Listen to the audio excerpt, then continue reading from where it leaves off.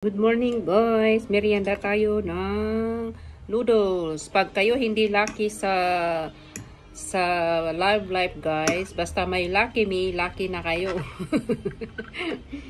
To Lucky Me, pansit kanto ng aking merienda for today's video. At may kasamang eggy. Maganda yung eggy guys pag nagluto kayo ay half cook. Half cook lang siya guys. Ito yung pansit canton. Pag hindi kayo lucky sa love life, basta may Lucky Me, lucky na kayo.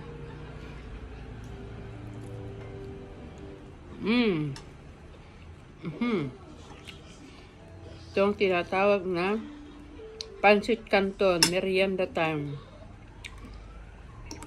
Dapat may protein guys. Kumain kayo ng itlog, 2 itlog or isang itlog sa isang araw kayo kakain para maganda rin to guys. Pang diet din. Yung itlog.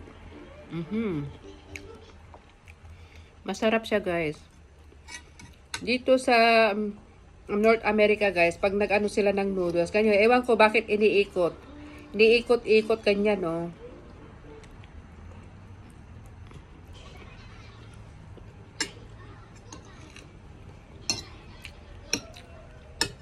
Diba social? Iniikot nila yung noodles dito sa kutsara. Ganito daw ang pag kumain ka daw ng noodles at medyo mahaba. Ganyan daw, ganyan. Ganyan, gawin mo ganyan. Ikot-ikutin mo lang yung noodles tapos sabay subo.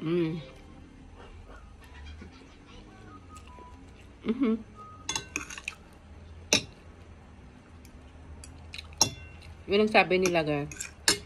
Tapos yung iklog, dapat half cook lang. Okay guys. Protein. Masarap siya.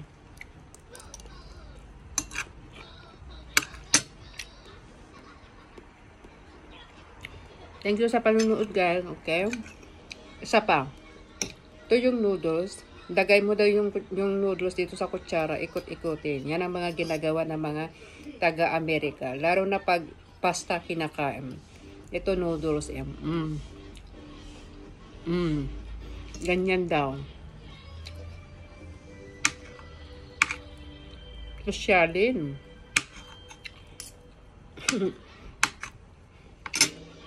Thank you sa panonood.